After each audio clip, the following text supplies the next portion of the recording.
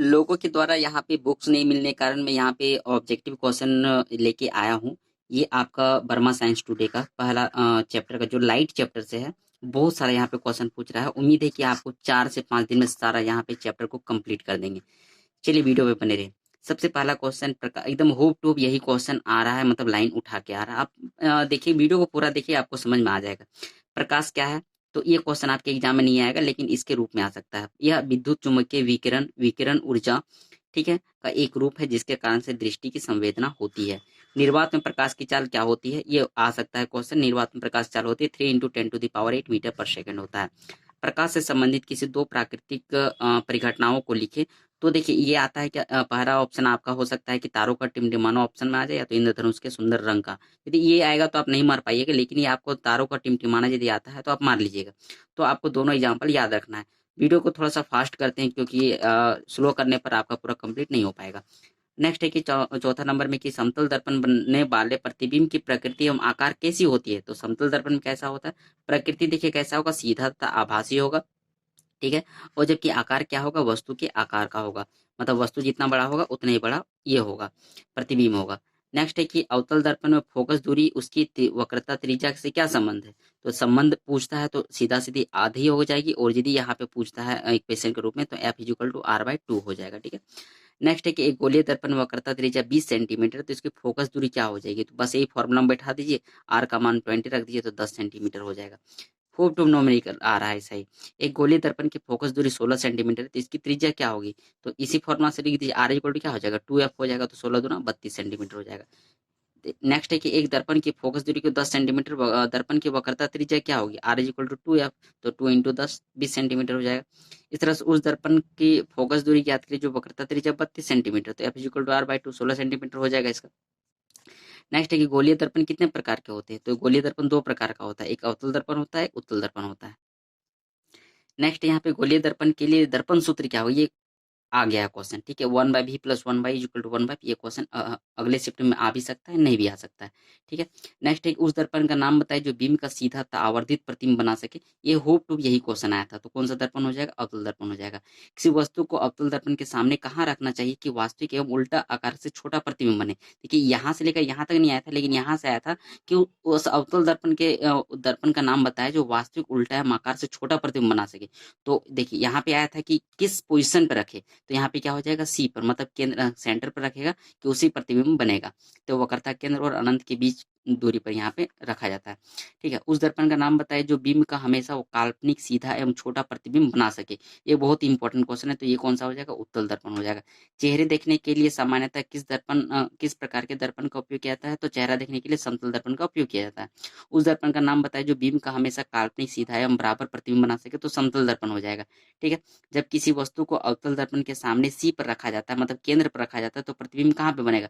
छोटा सा वीडियो दिए, ट्रिक के माध्यम से दी, आप जाके देख लीजिएगा। 100% गारंटी देते कि आपको एक बार में सब समझ में आ जाएगा। गोलीय दर्पण में ज्यामिति केंद्र को क्या कहते हैं? देखिए बहुत अच्छा क्वेश्चन है। तो यहाँ पे जैसे ज्यामिति केंद्र आएगा, सब बच्चे कंफ्यूजन आएगा, तो उसको क्या बोलते हैं? पोल बोलते हैं, ध्रुव बोलते हैं जिसको। किसी लेंस की क्षमता P है, उसकी फोकस दूरी F है, उसका संबंध क्या हो जाएगा? P = 1/f। इसमें न्यूमेरिकल आ सकता है।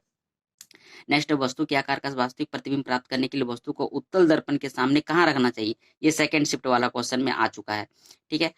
मतलब कि 17 तारीख का सेकंड शिफ्ट क्वेश्चन में आ चुका है। तो वक्रता केंद्र के 2F पर मोटर चालक के सामने कौन सा दर्पण लगा रहता है? तो उत्तल दर्पण लगा रहता है, ठीक है। उत्तल दर्पण लगा रहता है, या तो फिर यहाँ पे लगेगा रीमर व्यूअर के रूप में रहता है, ठीक है। सोलर कुकर में किस गोलीय दर्पण का उपयोग किया था? तो अवतल दर्पण का उपयोग किया था। साइड मिरर के रूप में किस का उपयोग किया था? तो उत्तल दर्पण का उपयोग किया था। वाहनों के पश्च दृश्य के रूप में किस ऊपर का क्या आता है? तो उत्तल दर्पण। देखिए यहाँ पे तीनों क्वेश्चन एक है, सोलर कुकर के लिए अवतल दर्पण, साइड मिरर के लिए और वाहनों के लिए पश्च दृश्य के लिए दोनों उत्तल दर्पण है। नेक्स्ट, वाहनों के अग्रदीपों में किस दर्पण का उपयोग किया जाता है? तो आपका अवतल दर्पण का उपयोग किया था। सौर भट्टियों में किस दर्पण का उपयोग किया जाता है? तो अवतल दर्पण का उपयोग किया था।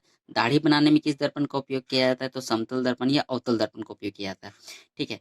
और अवतल दर्पण द्वारा प्रतिबिंब की प्रकृति बताए तो आभासी, सीधा तथा छोटा, बहुत इंपॉर्टेंट क्वेश्चन है, ठीक है।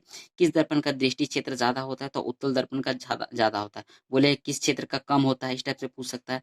तो कौन सा दर्पण का आभासी प्रतिबिंब बनता है? तो उत्तल दर्पण का प्रतिबिंब बनता है, ठीक है। किसी दर्पण के सामने चाहे कितनी भी दूरी पर खड़े आपका प्रतिबिंब सदैव प्रतीत होता है, तो संभवतः कौन सा दर्पण होगा? समतल या समतल अथवा उत्तल दर्पण होगा। ठीक है, ये भी क्वेश्चन पूछ चुका है। ठीक है, होप टू भी यही क्वेश्चन पूछा हुआ था। किसी वस्तु का अवतल दर्पण द्वारा प्रतिबिंब आभासी सीधा तथा आकार में वस्तु के बड़ा पाया गया, वस्तु की स्थिति कहाँ पे होनी चाहिए। देखिए इस टाइप से क्वेश्चन लंबा लंबा आ रहा है, तो दर्पण के ध्रुव तथा फोकस के बीच में आ रहा है। जब अवतल दर्पण में वस्तु फोकस ध्रुव के बीच में रहे तो प्रतिबिंब की स्थिति क्या रहेगा, दर्पण के पीछे रहेगा। अवतल दर्पण में प्रधान अक्ष के समानांतर जाने वाली प्रकाश किरण अपरावर्तन के बाद प्रधान अक्ष को किस बिंदु पर काटती है, तो फोकस पर काटती है, फोकस पर हो जाएगा। नेक्स्ट है कि किसी वस्तु को कहाँ पर रखें कि उत्तल लेंस के द्वारा उस वस्तु को वास्तविक एवं उल्टा तथा समान आकार का प्रतिबिंब बने, तो ये कहाँ पे हो जाएगा, फोकस दूरी से दोगुनी दूरी पर। इसका वीडियो हम पहले दे चुके हैं, आप देख लीजिएगा। 100% गारंटी थे कि 4 मिनट का वीडियो है, आपको 2 नंबर दिला देगा। ठीक है, ये आपको गोलीय दर्पण तथा पतले गोलीय लेंस के दोनों की फोकस दूरी -15 सेंटीमीटर, तब दोनों क्या होंगे, दोनों अवतल होगा। ये एकदम 100% क्वेश्चन आया हुआ है क्वेश्चन। ठीक है, किसी यदि 1 मीटर की वस्तु की आवर्धन क्षमता 2 है तो प्रतिबिंब का आकार क्या होगा, 2 मीटर ही होगा। जब आपतन कोण 30 डिग्री हो तो परावर्तन कोण का मान क्या होगा, 30 डिग्री होगा। नेक्स्ट है कि अवतल लेंस द्वारा बने प्रतिबिंब की प्रकृति क्या होगी, तो आभासी, सीधा एवं छोटा होगा। लेंस की क्षमता कैसे है, मात्रा क्या होता है, डायोप्टर। इंपॉर्टेंट क्वेश्चन है। किस लेंस की क्षमता धनात्मक तथा ऋणात्मक होती है, तो अभिसारी। देखिए यहाँ पे देखिए, अभिसारी लेंस की क्षमता धनात्मक तथा आभासी लेंस की क्षमता ऋणात्मक होती है। इंपॉर्टेंट है ये। लेंस कितनी वक्रता त्रिज्या होती है, 2 होता है। पारदर्शी माध्यम से 2 माध्यम कौन कौन से होते हैं, कांच और पानी हो जाएगा। प्रकाश का परावर्तन अपवर्तन का क्या कारण होता है, तो विभिन्न माध्यमों में प्रकाश का वेग भिन्न भिन्न होता है। जब कोई प्रकाश किरण सघन माध्यम से विरल माध्यम में गुजरती है तो क्या होता है, ये अभिलंब से दूर हट जाती है। ठीक है, विरल माध्यम में सघन माध्यम जाते समय प्रकाश किरण की ओर मुड़ती है कि परिघटना क्या कहते हैं, तो परिघटना को प्रकाश का अपवर्तन कहते हैं। ये छोटा सा वीडियो था।